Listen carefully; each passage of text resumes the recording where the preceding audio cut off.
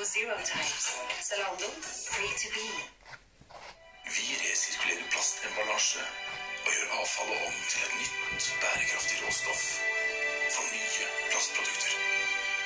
Bli med på endringen. Fortum for en renere verden.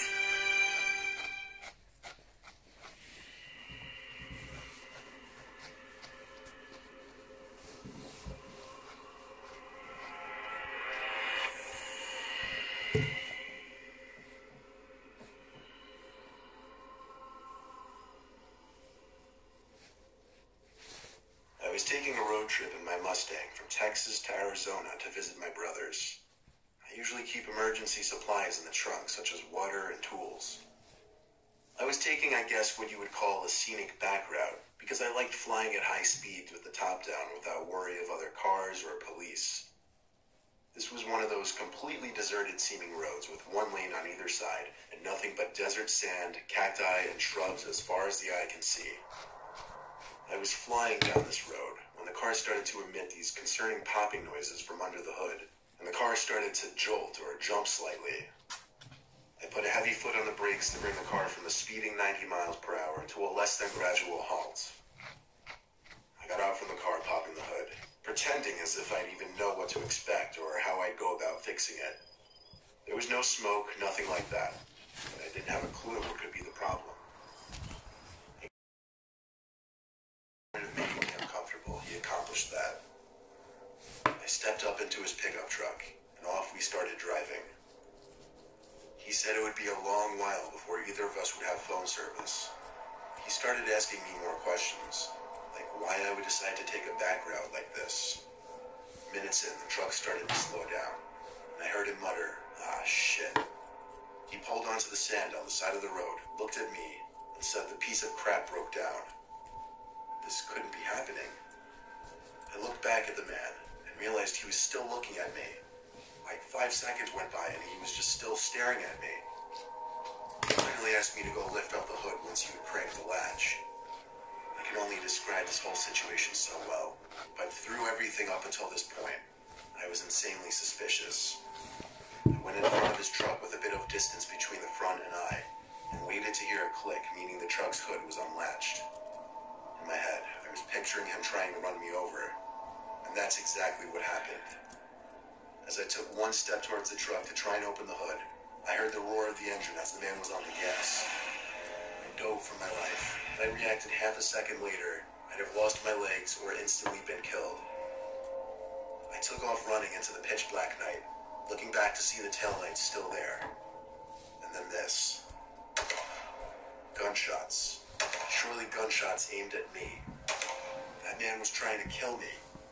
It was too dark out there for him to possibly shoot me dead without some kind of luck, but I thought I was going to die at any moment.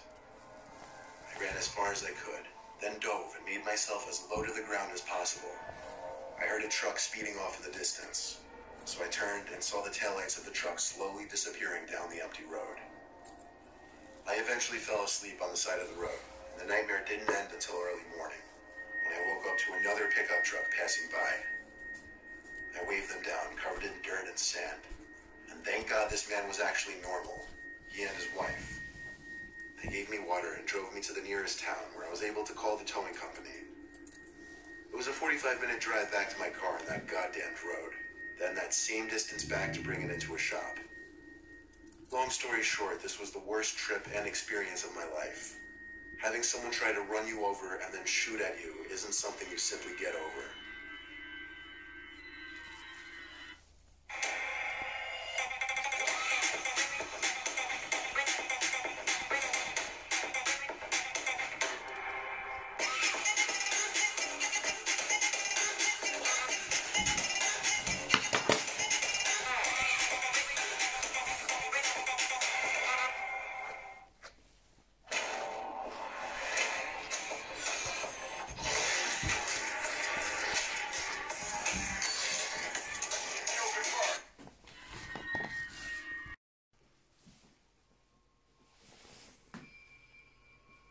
Tennessee has some real characters out in nature.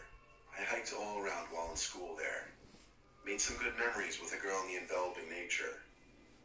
Tennessee has good roads to popular hiking sites and tons of mini trails branching off.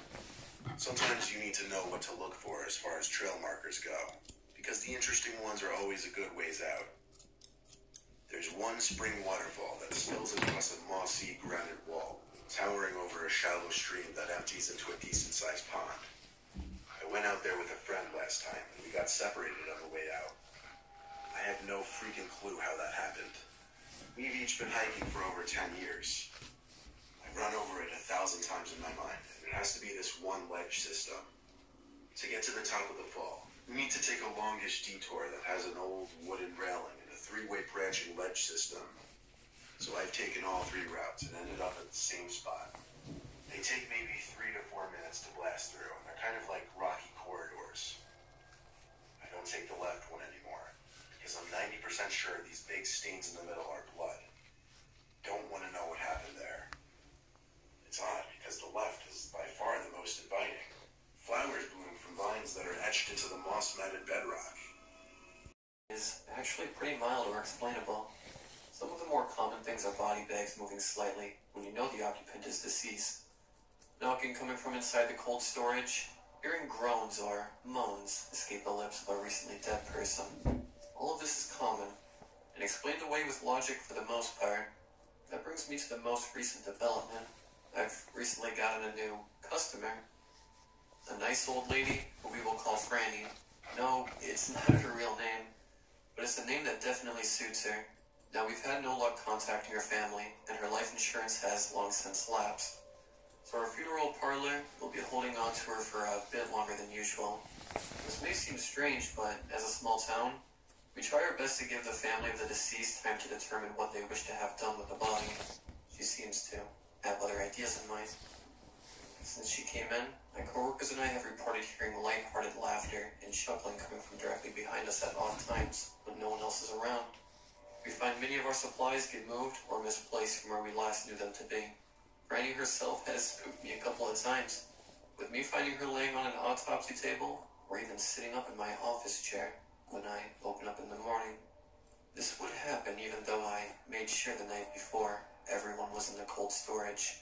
These pranks seemed harmless, but she's been here for almost a week and things have begun to escalate. Yesterday one of my assistants quit, telling me she couldn't handle any more of Franny. She went on to inform me that the final straw was when she found one of our male cadavers was missing his face. She looked through his chart and saw nothing indicating why it would be removed. And later, when she pulled out Franny's tray, she was wearing his face like a mask. It greatly disturbed her, and she ended up interrogating almost all of my staff on the highly inappropriate joke. When everyone she told seemed just as upset and disturbed by the event, she came to me. This morning, my assistant Charles was working on a local boys embalming, and I was in my office going over today's showing. I was just about to finish when I heard Charles call out in pain. Thinking he had slipped or something, I ran to check on him. I found him lying in an ever-increasing pool of blood while he held his neck. I quickly dialed 911, and the ambulance got there in time. He's stable at the local hospital. He swears to the doctors that a scalpel flew across the room, as if it had been thrown at him. I'm certain the whole office will be investigated, but I don't think they'll arrest anyone. When they took Charles out, I made a point to take pictures of the scene. I was just scrolling through those, and now I'm currently staring at Franny's tray sitting wide open. It's empty, and when the police let me back in the office, I'll make certain that's the case. Until then, I can only speculate, but I have a feeling the mischievous old lady is out and about. How do I tell the police they need to be looking for a corpse?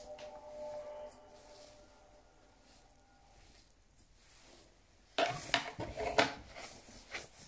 awake in the dead of night, and the room feels bone-chilling cold around me. For a minute, I lay stupid in my bed trying to collect my thoughts. Why the hell am I awake? As I ask myself this, I turn to look at the clock on my nightstand, but the illuminating red light that normally faintly lights up the room is gone black. The generator must have gone out. Now that I'm fully awake, this strikes me as odd. I remember topping up the gas before going to bed. Why's the power gone? I ask myself again, and as panic begins to set in. I reach for the flashlight that I keep by the side of my bed. I feel around for the switch and turn it on. I shine a light around the room. The night is silent, and the only noise heard is the sound of my dog snoring at the foot of my bed. I reached for my coat that's hanging from the hook on the back of my closed door. I wrapped it around my bare skin to provide me some warmth. The generator must have been out for some time now, because the temperature inside the cabin is close to freezing. I rest the flashlight on the kitchen table as I button up my jacket. I head out the front door, but not before grabbing the hunting rifle can that I used to refill the generator. I remove the lid from the generator tank. But before I poured any gas in, I shine the light inside. It's still almost full.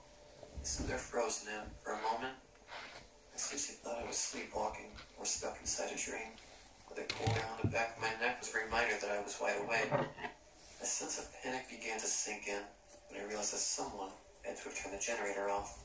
I'm far from civilization, and the only way this deep into the wilderness is by snowmobile. I stand there still frozen, baffled by this discovery. Am I going mad? My thoughts are quickly intruded by the sound of movement outside the shack.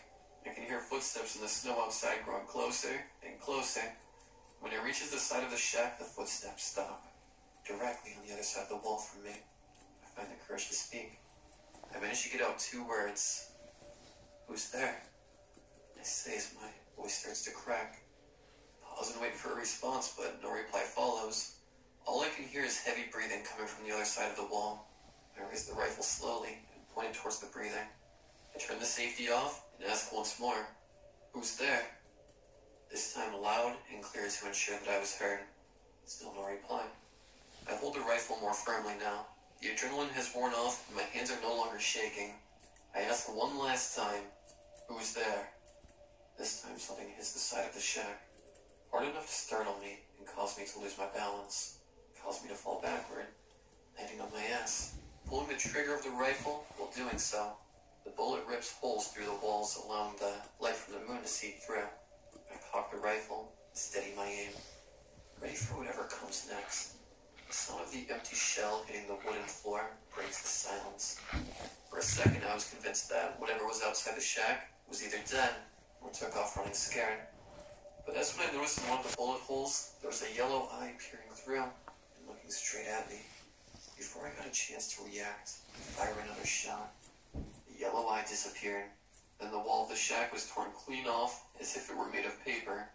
Now the moon lit up the darkness fully, and I can see the intruder in the illuminating light. Standing in front of me was neither human nor animal. It was unlike anything I had ever seen before. There was a creature standing right in front of me. It looked like something straight from a nightmare. It stood there on 2 bony legs that could easily be mistaken for tree branches. It was taller than any human I've ever seen. It must be at least 8 feet tall. Its torso looked like some sort of raven, bearing feathers like skin. Its head looked distinctly human-like, only its skin was gray, and the eyes were bright yellow. I pointed the barrel of the rifle towards the creature once again. I pulled the trigger, knocking the creature back. I used this chance to get to my feet and take off running towards the cabin. My heart was beating in my chest as I struggled to get through the snow. I was almost to the cabin, and when I reached the steps, something grabbed my ankles and pulled them out from underneath me and face first into the snow. As I turned over, the creature was now on me with its claws penetrating into my ankles.